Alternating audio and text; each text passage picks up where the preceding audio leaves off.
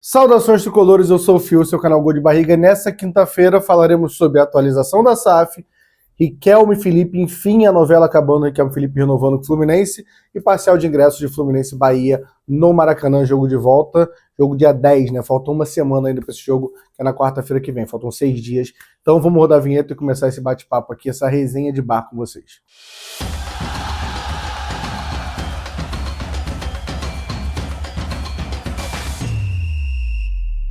Antes de começar, só vou pedir para você, deixa o like, se inscreve no canal que ajuda muito. Vamos bater juntos 16 mil inscritos aqui no canal Gol de Barriga, tá bom? Saiu matéria ontem boa pro Fluminense no GE, né? Que enfim, o staff de Riquelme e Felipe e o Fluminense se acertaram ali e até o final de semana deve sair a renovação de Riquelme e Felipe, né? A matéria diz que o Fluminense encaminhou a renovação do Riquelme e Felipe, fez 18 anos nessa temporada, né? É uma das joias da Esquadrilha 07, junto com o Isaac, junto com o Wallace Davi, Gorgulho, entre outros jogadores, né? Após uma nova rodada de reuniões, clube e staff do jogador alinharam um acerto e a assinatura deve correr até o fim de semana, né? Vale lembrar que Riquelme e Felipe têm um contrato que vai até o final de 2028, porém, quando ele assinou, era menor de idade ainda. Para a FIFA, na metade do ano que vem, algum time de fora já poderia chegar. Seria uma saída meio complexa, ele teria que ir para a justiça, acabaria queimando ele, mas era uma preocupação que a gente estava, né? Vamos lá, o que vale a gente comentar sobre Riquelme e Felipe, né? É um jogador que é muito... Primeiro, sobre a renovação é bom para o Fluminense, né? A gente ainda não tem as informações dessa renovação, né? Vale lembrar que o Riquelme Felipe é do mesmo empresário que o Cauã Elias, o André Cury ali, né? E por que eu tô falando isso? Primeiro que o Cauã Elias sai muito cedo, que tem a culpa do Fluminense, mas faz parte também do empresário, que não sei se vocês vão lembrar que na temporada passada, na hora do Cauã Elias renovar o contrato, ele pede uma porcentagem muito alta para ficar com uma parte muito maior, pede para não jogar mais na base. Tem algumas coisas ali que acabam atrapalhando essa renovação. Talvez seja esse caminho do Riquelme. A gente não tem os detalhes ainda, mas provavelmente o André vai pedir uma porcentagem maior, ele vai receber um salário muito maior, ainda pensando num jogador de 18 anos. E acho que faz parte da negociação, é assim que funciona o futebol brasileiro, mas acho que é importante porque a gente poderia perder o Riquelme Felipe, né? Vocês sabem a minha opinião com o Riquelme, que era muito para não botar ele em campo enquanto ele não renovar, para forçar a renovação. Mas confesso que eu diminui muito isso após a saída do Isaac, né? Porque desse trio que mais se destaca na Esquadrilha 07, que é o Riquelme Felipe, que é pela ponta, o Isaac como meia e o Wallace Davi, o único que tinha renovado com seu contrato é o Isaac, e o Isaac saiu por 10 milhões agora, 10 mais 2, né, para o Shakhtar, que é já debatemos algumas vezes isso, é uma venda muito abaixo, principalmente pelo momento do Fluminense, né? O Fluminense hoje não está desesperado financeiramente para que forçasse a fazer essa venda, então é uma venda que irritou bastante o torcedor e com razão. Espero que a gente possa ver o Riquelme Felipe jogar mais que o Isaac no profissional, já vinha jogando, né? O Riquelme tem 18 jogos nessa temporada, ele começa o Carioca naquele time ali mesclado, time totalmente reserva, com base, ele começa jogando muito bem, participa de vários... ele não chega a ter curiosidade, ele não tem nenhuma assistência, mas ele participa de alguns lances, seja sofrendo pênalti. Eu lembro um muito em Moça Bonita, que ele sofre pênalti, a gente está fazendo esse jogo. Lembro que, se eu não me engano, ele faz a tabela que sofre pênalti contra o Vasco e o Botafogo, um jogo no Engenhão, que ele entra também, faz uma tabela ali, sofre o pênalti, ou ele dá um bom passe para alguém sofrer o pênalti, algo assim. Mas ele não tem nenhuma assistência e gol, mas já teve vários lances de quase, assim, né? Realmente é um começo muito bom. O Carioca, depois disso, sofre com algumas lesões. O Renato chega a usar o Riquelme Felipe ali antes do Mundial, em uma sequência de jogos, Juventude, Aparecidense, Vasco, Once Caldas, Corinthians. Ele chega até Corinthians ele não joga não. Ele chega a ter algumas oportunidades ali. Mais uma vez, no Mundial ele sofre com lesão, então é um jogador que nem nenhuma lesão grave, mas ele chega a sofrer com 2 lesões já nessa temporada. E aí, depois, nessa volta, ele desce, joga para a base de novo, faz uma partida espetacular contra o Palmeiras, um jogo que tem vários lances dele ali. É um jogo que a gente até não ganha, mas tem várias jogadas do Riquelme Felipe. E aí, ele, contra o Grêmio, ele entra no final do jogo e sobe em cima da bola. Tem toda a polêmica do Renato criticar ele ali, não gostar da atitude dele. E, curiosamente, depois disso, ele não entrou mais em campo. Não sei se foi por causa disso ou não, mas ainda mais agora com o contrato renovado, sem dúvida é o jogador que eu espero mais minutagem do Renato. O Renato tem por histórico no Grêmio revelar muitos jogadores, subir muito jogador da base. Ele tem uma grande promessa da base, tanto que estava convocado para a seleção sub-20 agora, nos amistosos, ele joga pela seleção sub-20, mesmo tendo feito 18 anos nessa temporada, né? Ele é de 2007, tanto que a esquadra dele é 07. E assim, jogador quando sobe, passa por alguns processos. Habilidade, que acho que é inquestionável. O físico, que também, assim, apesar das 2 lesões de temporada, acho que não é um problema para o Riquelme e Felipe. A cabeça, que é algo que a gente tem que sempre se preocupar, que a gente já viu muitos exemplos por não terem cabeça, não virarem o jogador que a gente espera. Só no Fluminense a gente consegue lembrar que é rápido, tá? Do Arthur, a gente consegue lembrar do Marcos Paulo, a gente consegue lembrar do Robert. Tem alguns jogadores que não tiveram cabeça, né? E faz muita diferença. Não parece que é o caso do Riquelme Felipe, assim, espero que não. E o outro, que é o ponto que eu vou entrar agora, que é momento, é oportunidade. E acho que o Riquelme tem um grande momento de oportunidade. Apesar do Fluminense ter, sei lá, 5, 6 pontas, né? A gente pode lembrar aqui Santi Moreno, Keno, Serna, o Canóbio, não estou esquecendo mais alguém, o Soteldo, tem o Lavega que eu não vou contar. Nenhum deles vive um grande momento.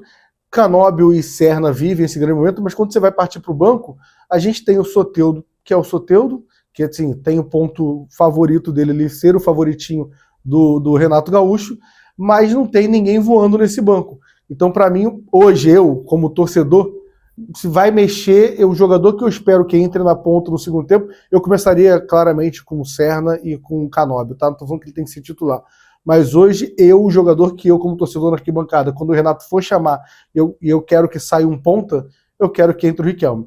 É um moleque que não tem medo de ir para cima, tanto que a grande polêmica do jogo contra o Grêmio é que aquilo ali ele tinha ido para cima uma vez, não tinha conseguido, 2 tinha sido desarmado também na segunda, inclusive naquela bola também ele é desarmado. Então, mesmo perdendo, ele é um cara que vai para cima. Acho ainda um jogador muito individual, mas acho que faz parte da idade e é o Renato saber trabalhar isso. Então é uma boa notícia para o torcedor Fluminense, espero que renove até realmente o final de semana aí, e a gente traz novidades aqui quando a gente souber da renovação, questão de salário, questão de quanto tempo de contrato, de porcentagem que o Fluminense ainda fica dele, tudo isso, quando tiver essa renovação, a gente fala, tá? Sobre isso. Quero o seu comentário aqui se eu tô coerente. Serna e Canóbio titulares. O primeiro nome a entrar na sua cabeça é Riquelme Felipe, ou você acha que Soteldo, Santi Moreno, Keno, ainda estão à frente? Jogo contra o Bahia agora, tá? O jogo tá 1-0 pra gente, a gente falta 20 minutos e o Serna pede para sair. O nome que vocês querem é o Riquelme Felipe ou eu tô errado em relação a isso? Tá, vamos pro próximo assunto. Os próximos 2 assuntos são rápidos pra gente falar aqui no vídeo hoje, né? Um é sobre a atualização que teve ontem da SAF do Flu, mais uma vez Lauro Jardim, porta-voz da SAF, né? A matéria diz que, a coluna ali, a nota na coluna dele diz que SAF do Flu terá cota para menos afortunados investirem. A gente já sabe que a cota vai ter em torno de 15 milionários ali, bilionários, pensando no caso de André Esteves, alguns com as cotas maiores, alguém com cota de 10 milhões, mas agora não satisfeito, teremos cotas de 200 mil, mais ou menos, para poder investir. É como se fosse um capital aberto ali para alguém poder investir com 200 mil ali no Fluminense. Vi gente reclamando, gente falando que é diferente. Cara, para mim é indiferente. Acho que vocês sabem minha opinião da SAF, que eu não acho que seja o momento certo para o Fluminense fazer a SAF. Claro que possa estar vindo a melhor SAF do mundo, mas a gente está vendo que até agora no Brasil, para mim, não tem nenhuma SAF que deu certo, né? Tem o Botafogo, que apesar de ter ganho uma Libertadores, que a gente também ganhou, e sem ser SAF, e um ano antes deles ali, então dá para ganhar sem também, não acho que não é o parâmetro. Teve agora uma reportagem do Capello, no podcast ali, o Capello com o pessoal do Charla, vale muito a pena assistir, onde eles falam que o John Texel fez 500 milhões de dívidas desde que entrou para frente com o jogadores novos, e fez 200 milhões de dívida em impostos que ele não pagou e já renegociou. Então não acho que é uma SAF que é certeza ainda. Acho a do Vasco, né? Não existe mais. A do Cruzeiro, para mim, ainda tem muita loucura também sobre o Cruzeiro. A do Atlético Mineiro, estavam os jogadores agora todos querendo sair do Atlético.